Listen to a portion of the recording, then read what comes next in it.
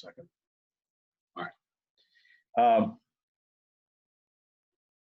So first, any questions or comments or anything about your feedback that you got? I think in general, it was mostly what I anticipate on these things, is that you were a little broad, a little generic, a little grandiose in what you thought the idea should be. The other thing is that I think there's a kind of a misperception as to what a quote unquote research project is, because there's a lot of different sorts of things that are constituted as research projects. And what we teach in high school and a lot of composition classes and things like that is really a lit review, where you go in and you kind of draw all the stuff that everybody else has talked about and said about something, and you draw some conclusions from them or from that or whatever. And in this particular project, that's what it is. It's kind of a lit review. This is designed to be kind of to use terminology that's current today. I think this is designed to be more like an action research project, a classroom research project, an impact research project, where you work with an idea that is a intervention that would be possible to do in a classroom or possible to do in a school setting. And instead of having, some grand outcome, you think about smaller outcomes, you think about specific things that can be done, but we'll talk more about that in a bit, because we're going to kind of introduce and get into the logic modeling sort of thing here after a while. But it is it's a different animal than you may have been used to as you think about research projects. And so that takes a little getting used to and a little, kind of thought process on your part. And, obviously the feedback will get much more detailed as we get into the next draft and the next draft and the next draft, until we get to something that, is kind of a meaningful piece of action or classroom-based research. So with that in mind, and those few comments in mind, is there any questions or comments you want to talk about or ask about now in terms of where we're going with this project piece?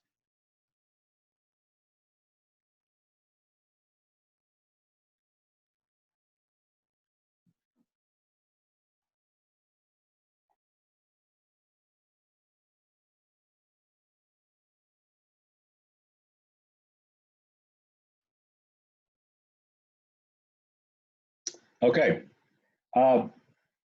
There are really two or three things that I do want to talk about tonight. One is this notion of what we call logic modeling. Another one is this idea of what we call fidelity of implementation. And a third piece is just really kind of to talk about the evolution of a sort of a research question or a research idea. And if you, let me put up a little, I have new toys to play with, so I have to use those new toys. I have a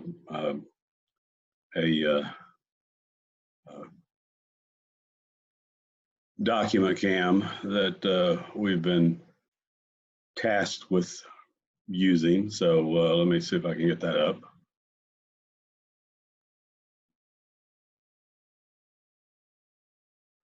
Spiffy, huh? Yeah, it's a nice little device, and the problem with one of the problems with doing a lot of online learning is that you kind of lose the ability to be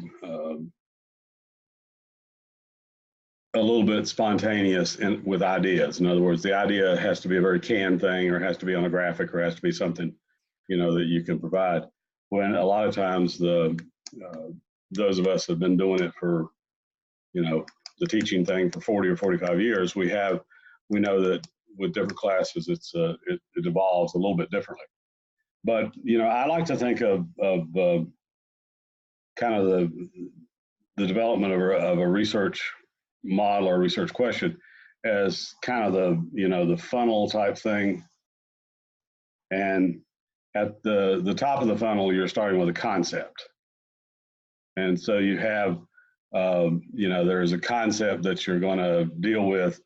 And that concept generally has a couple of components to it. It generally has a sort of an independent variable thought and a dependent variable thought, something like along the lines of, does reading more for a third grader, is that going to impact comprehension, development of comprehension? In other words, is reading time going to develop, impact comprehension? And so we could say that, the broad concept is, reading time, and is that related to comprehension? And neither one of those terms are developed in such a way that allows us to even conceptualize that we might be able to take this thing into a classroom or take this thing into a real setting and create a research project on it. And so we have to operationalize reading time and comprehension so that we have specific variables. Well, is reading time, is it reading time per day? Is it reading time within a session? Is it sustained silent reading time? Is it, group reading time? What kind of reading time element is it? And so let's say that we decide that based on the literature and based on what we were wanting to know, we decide that, it's related, it's sustained silent reading. And so we're wanting to know is,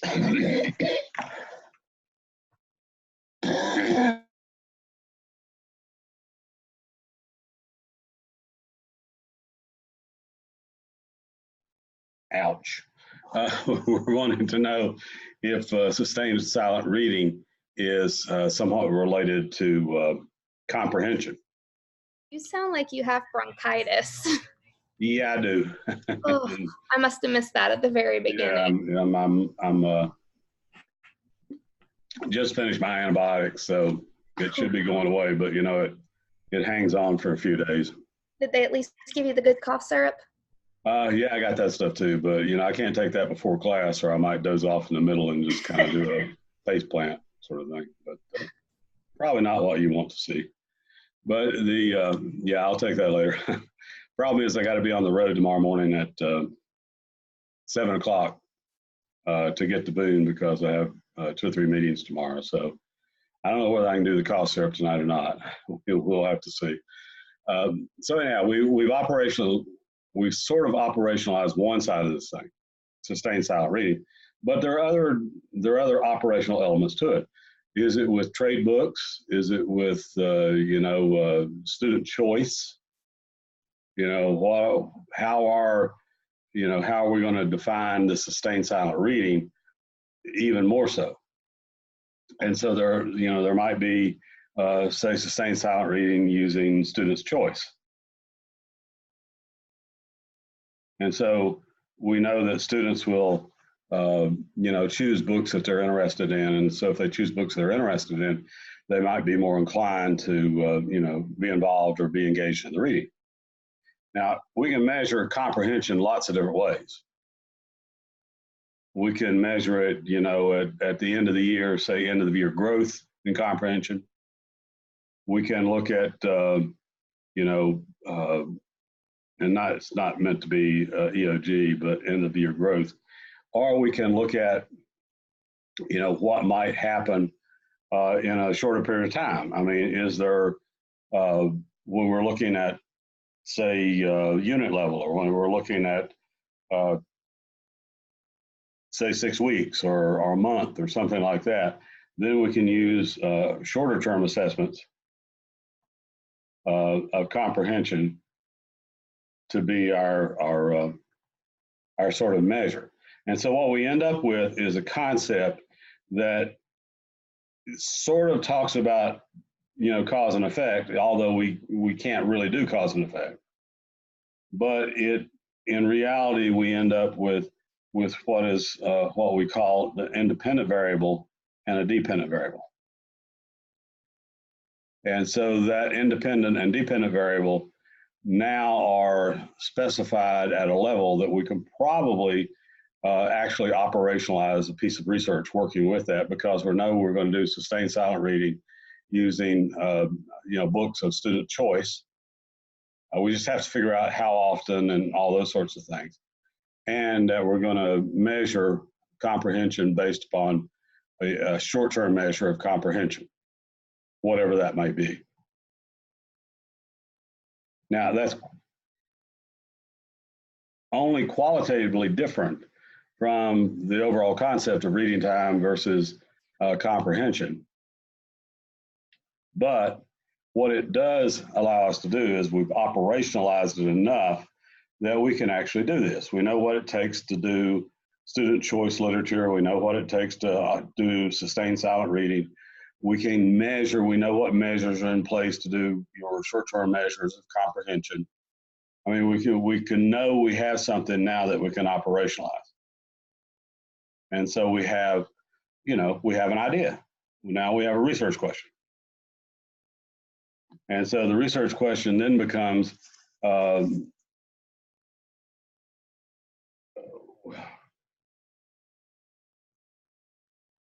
guess it helps if your fingers work too. The research question now becomes, does sustained silent reading of student choice material or student choice books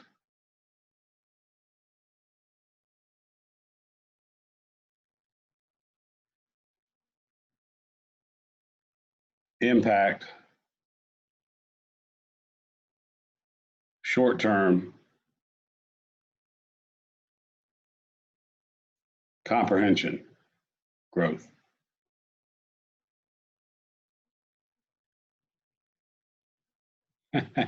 That's a good one.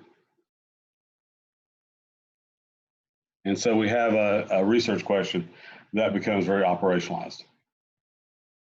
And now we know what our independent factors are, the sustained silent reading of student choice books, and we know what our outcome measure is, short-term comprehension growth. And so we just have to figure out, okay, how we're going to get at that short-term comprehension. And so this idea of starting with kind of this broad question, kind of funneling down, being more precise and more precise and more precise until we actually get to something that's operational and we can actually do this thing. Now, so how do we get there? Well, one of the better ways to get there, one of the best ways to get there, is a concept that we call logic modeling. And I'm assuming that some of you are being exposed to logic modeling.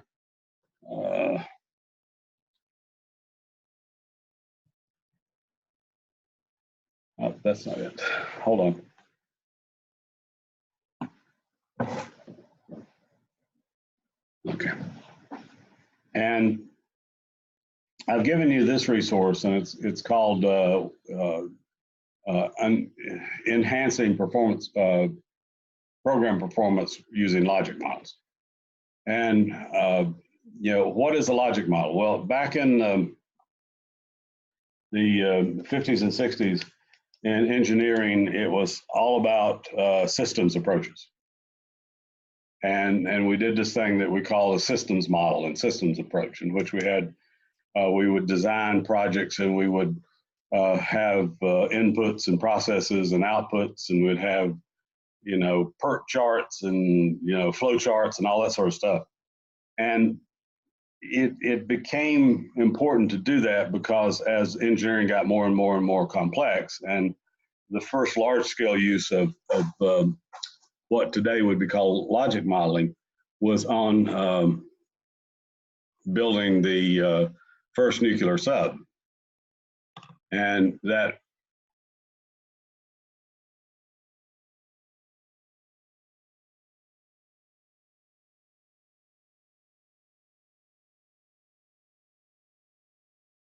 nuclear sub involved somewhat like 80,000 different processes. And all of those processes had to be completed with very little tolerance. There was almost no tolerance for error or mistakes, and they had to be completed in a very sequential fashion. And so it became important to try to figure out how to do that. How do you design something that's almost too complex for human comprehension, but do it in such a way that you're able to, complete this project in less than, 10 years. And so it became a kind of a quest to figure out a way to do that. And as it kind of moved forward, it developed into this, what we now call logic modeling idea. At the time, it was simply called systems approach. Well, I'm not going to go through this resource. I mean, this resource is there for you to look at and for you to kind of use to figure out how it might help what you're doing. But you can see it's kind of step by step and walking you through what logic modeling traditionally looks like and what is the concept of logic modeling.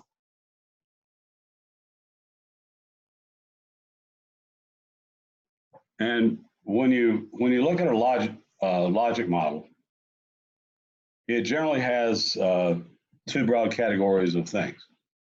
Let me get a little marker pen here.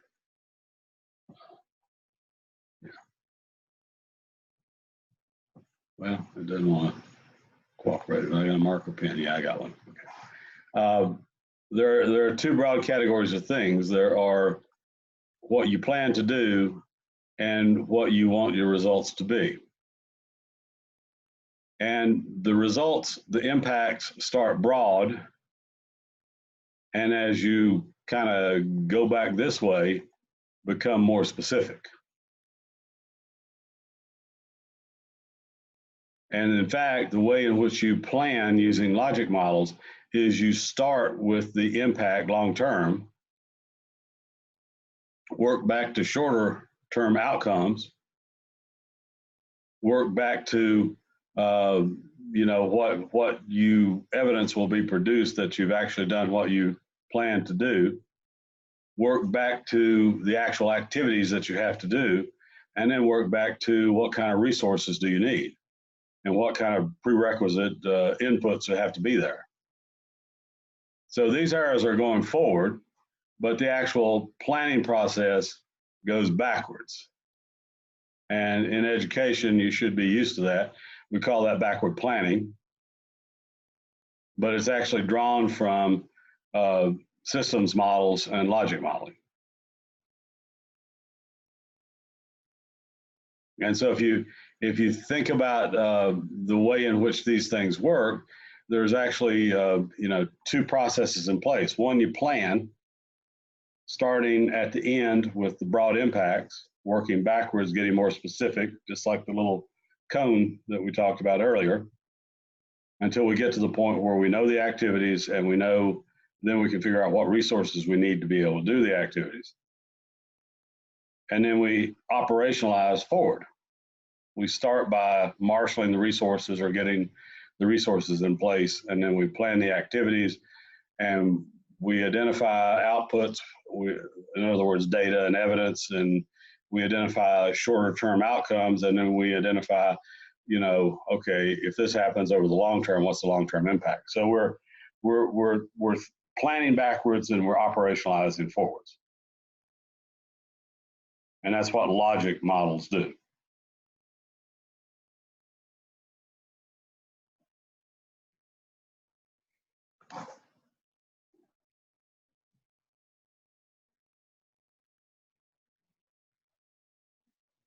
Oh, there's one other thing here. Evidently I didn't pop it up.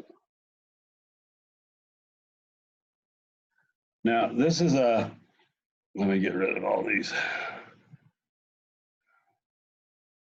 marks here.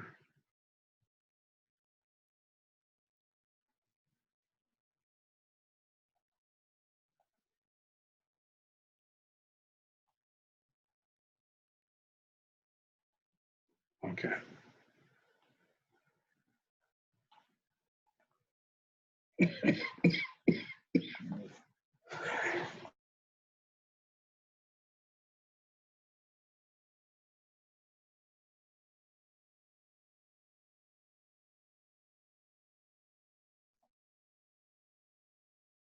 This is perhaps a bit more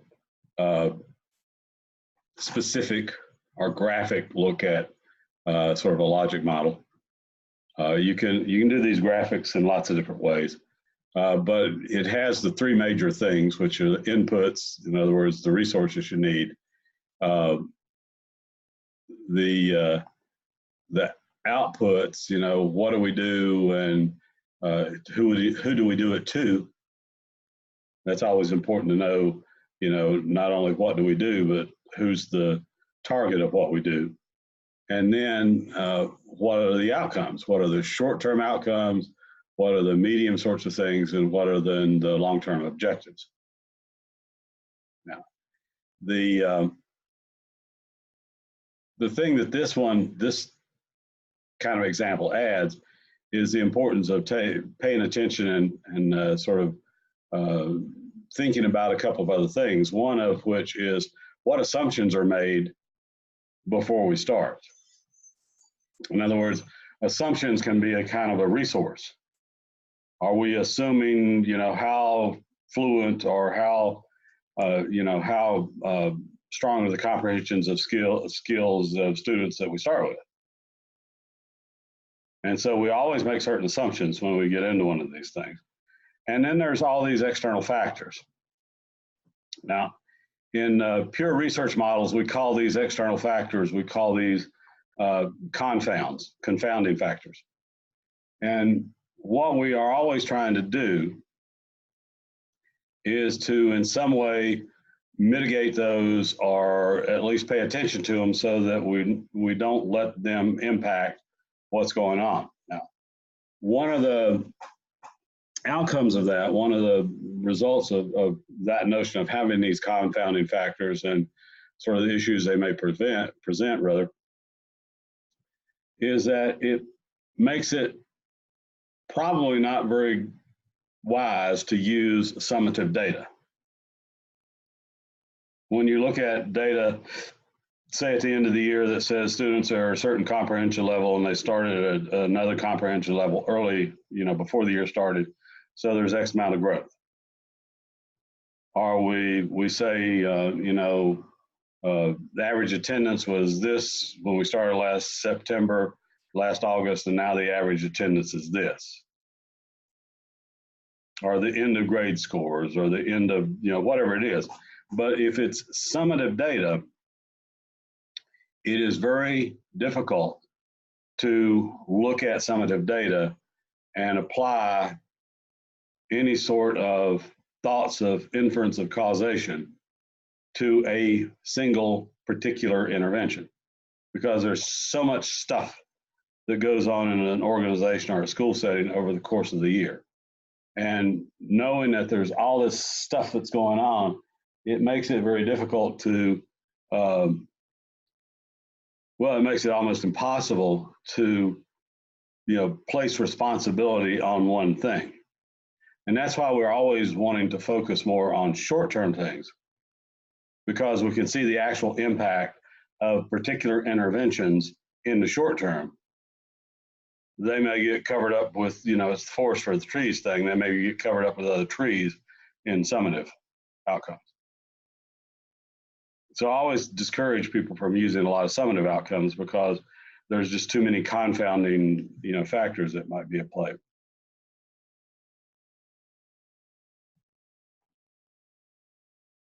Questions or thoughts about those things?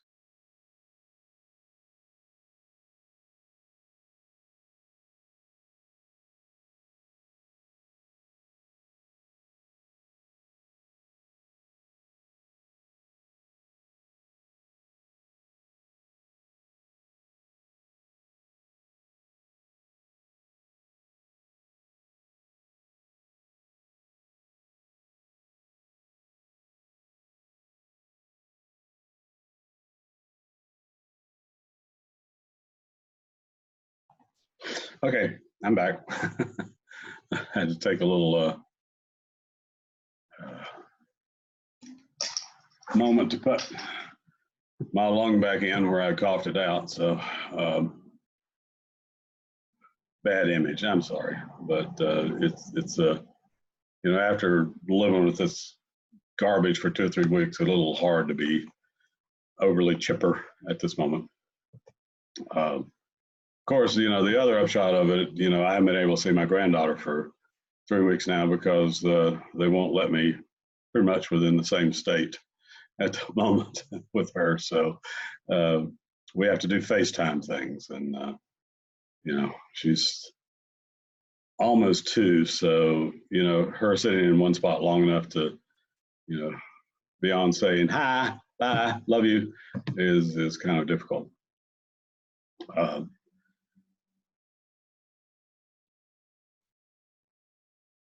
One of the an issue, and the reason I've kind of included this in this mix is because it is an issue, is sort of the standardization of treatment, so to speak. In other words, if you arrive at, we're gonna do something, and this is what we're going to do as a school, or as a class, or as a grade, or whatever, or as a disciplinary, then it's important that everybody deliver that program true to its design. Because if they don't, then you don't have what this thing is called fidelity of implementation. I've given you a pretty nice handout on fidelity of implementation, but in short, it's people agreeing to and buying in and delivering a program or an intervention in a way that is consistent across instructors, across classrooms, across classes. And that is something that is often quite hard to come by. One of the issues has to do with, or a big part of the issue has to do with staff development. Almost every intervention begins first with staff development. Because if you're wanting to get teachers to be change agents, and you're wanting to get school personnel in general to be change agents, and to change something, to do something a different way, or to add something to what they do, or to operate with a different curriculum, or whatever the intervention is. Part of one of those assumptions that you have to make is that nobody knows how to do that, because it's not part of the inertia or part of the inertia of practice that teachers are already in. So nobody really knows how to do that. Now, that may be an erroneous assumption, but it's an assumption. And because of that, what you have to do is provide staff development. Everybody needs to get staff development. Not only staff development, but staff development that has solid follow-up. So that if you want, say, instructional staff or counseling staff or whoever to operate in a different way, you have to do staff development to get them there, and then you have to, in some way, verify that they're modeling that outcome. Now, it may be follow-up, it may be observation, it might be, recording, it might be whatever, but you can't blindly trust that because you gave some sort of staff development that everybody is going to do what you want them to do. And so fidelity of implementation is a big, big, big issue. But it starts with staff development, and it starts with follow-up. So in most of your proposals, what I expect that you will find is necessary is to have some staff development component to it.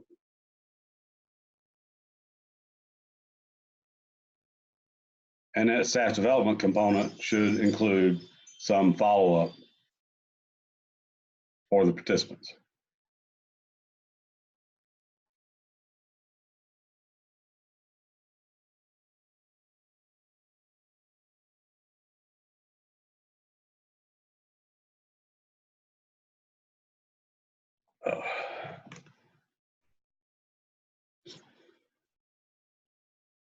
Any questions or thoughts or notions, ideas about that?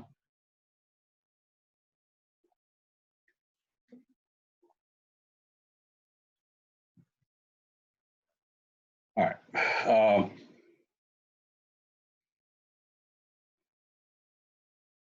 I know you're having just about as much fun listening to me or watching me go into conniptions as I'm having doing it. I may have to put an end to this here in a minute and simply see if I can do some recording over the weekend to add a little bit more content to what I hope to get done tonight. I just don't know that I can get through another 45 minutes or an hour to get what we need to do. So let's talk about the project. Let's talk about the next component. It's due the 11th. There's a link up. You'll have, two basic pieces, and some of you or many of you gave me several project ideas, and in general, I only kind of axed out the ones that I thought were undoable, that would be very difficult to do.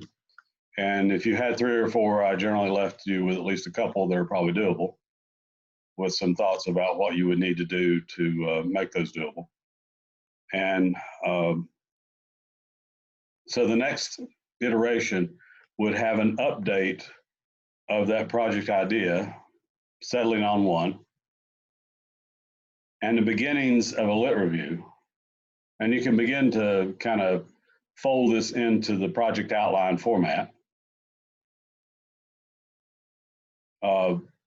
The lit review does not have to be narrative at this point. It can be annotated bibliography. It can be, just so-and-so said this, and so-and-so said this, and so-and-so said that. I mean, it can be that way too. It will eventually have to be a narrative. You'll have to craft it into a coherent narrative, a couple of iterations down the line. So if that's more in the way you process and work things, then by all means, go ahead and do that. And so you'll have, in the next piece, you'll have an updated research idea section. You'll also have beginnings of a lit review. And then where we'll go from there for the next piece, which will be due about 2 or 3 weeks after that, around the 1st of November, is a action plan, logic model / action plan to connect up activities with outcomes with measures. Now, I know a couple of you are doing kind of different things because you're coming from different subject areas, and you need to kind of maybe touch base with me individually to see if where the direction is going. But in general, everything follows similar patterns in that you're talking about a problem statement, or you're talking about intervention statement or whatever, with some context in that first element. Then you're talking about lit reviews. And lit reviews typically have 3 component pieces to them. They have an assumptions, what are you looking at in terms of lit review? What's the limitations? What's the area that you're going to spend most time in? The actual lit review itself, and then some summation and implication for your research. For part 2, around how many sources or journal articles do you think that we should pull, like a minimum number? It's the absolute requirement is 8 to 10 in the finished product. You don't necessarily have to have 8 to 10 in this first piece, but you should be working in that direction. And I gave you some examples of lit reviews. They're all kind of different, and you know, the projects are not necessarily the identical to the project you're doing, although they're quite similar. And so you can kind of take a look at those lit review narratives. I did give you those, didn't I? These days, I think they're loaded in there in a folder. They were the ones I had asked you about in my email yeah, earlier today. yeah. There's a folder. It says lit review narrative samples, and there's I don't know, 5 or 6 of those. And they're not, you know, I'm not saying those are the perfect exemplars or anything like that. They're just a random 5 or 6 that I pulled from different projects. And so you can kind of see how different people may approach that.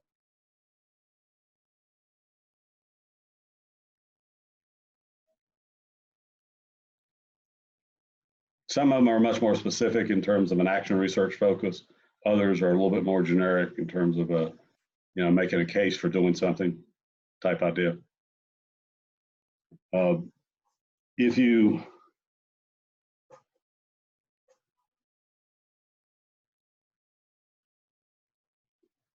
want to see what a full-blown, full-scale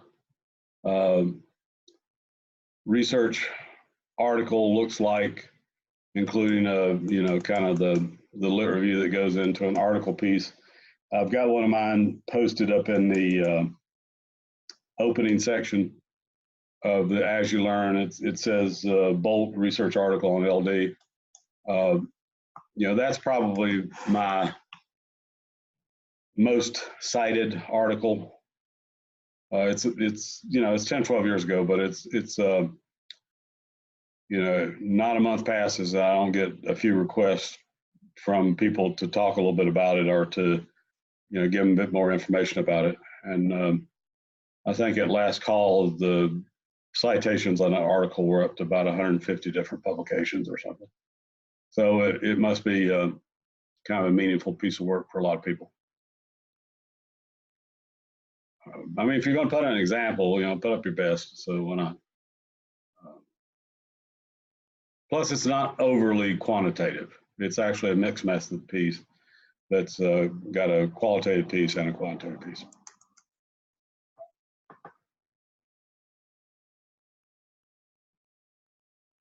So I'll post up this short video here. I'll work on another video to kind of add the next slice to the pie, so to speak.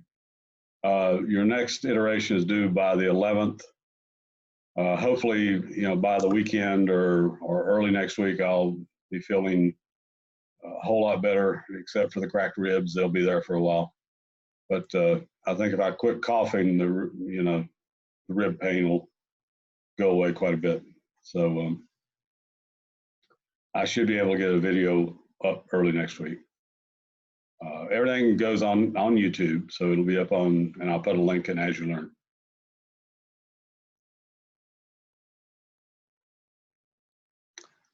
Please get in touch with me if you have questions, if you have individual questions, or if you're working on something that, you know, is a little bit different. Like, you know, Kelsey, I know that you're kind of working on your own thing there for the music therapy piece, or art therapy, music therapy.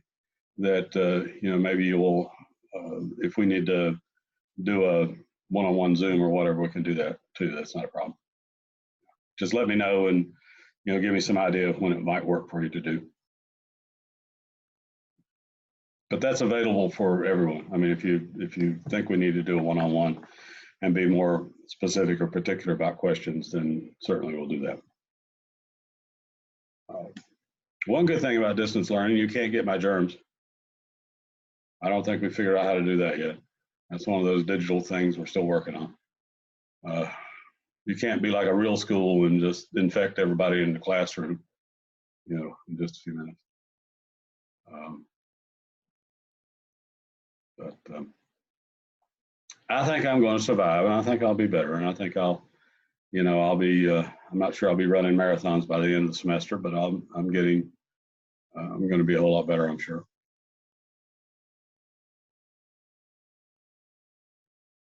And just as a side, my son is I think doing okay. He starts chemo next week, so you know, it's going to be a bit hard on him and my wife, but you know, they've kind of decided to take the load there so that I can actually do my job. So we'll hopefully that works out real well. But you know, it is what it is. You just have to we play the cards you're dealt, and that's about all you can do.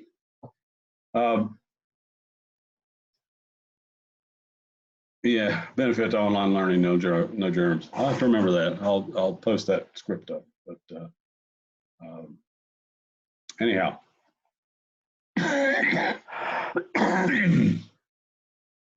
okay, I better go before I get into a bit of a coughing frenzy here. I have another section that comes in at 7:30, and I would I don't know what shape I'm gonna be in, but maybe I'll be better. We'll see.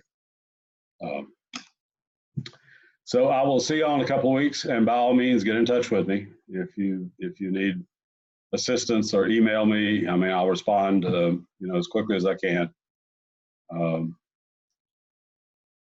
Yeah, another thing, I have a guy defending a dissertation in 3 weeks, and one of his committee members just withdrew. Just went on sudden leave with the university and withdrew from his committee. So I have to figure out who I'm going to get to do that. So it's you wouldn't want to be on a dissertation committee, but you don't have to do anything. You just have to listen and sign. That's all I need you to do. I'll take care of everything else. But, all right, folks. I'll quit being gloom, despair, and misery and all that sort of stuff, and let you go.